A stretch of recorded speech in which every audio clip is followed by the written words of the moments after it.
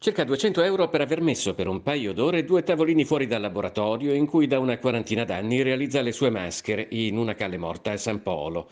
La moto è arrivata a Gualtiero dall'Osto, maestro mascherer veneziano, segue una prima, ancora in epoca pre-Covid, mentre lavorava ad una grande scultura in argilla davanti al suo portone. Fino a qualche anno fa la richiesta agli uffici COSAP concedeva l'occupazione sporadica e temporale in calle a seconda delle esigenze lavorative, ma per la questione pare che a Venezia non esista una normativa specifica. Ai vigili stessi che sono venuti abbiamo spiegato tutta la nostra buona volontà nel pagare quello che può essere dovuto, solo che non c'è una regolamentazione che permetta a un artigiano di tenere fuori due tavoli per 2 ore nel momento in cui ha un'attività interna al suo laboratorio, che a Venezia, come vedete, non sono grandissimi.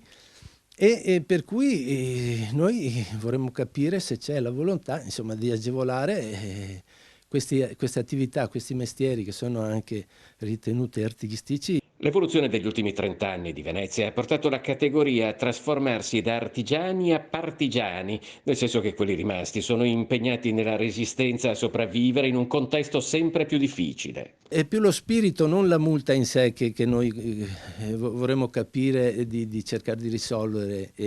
Trovare nel comune, nelle nostre associazioni, una sensibilità che possa venire incontro a quelle che sono le esigenze delle attività che spesso a Venezia prendevano il nome addirittura nella calle. Insomma, le calli hanno i nomi dei mestieri e delle attività che si svolgevano anche all'esterno dei laboratori stessi.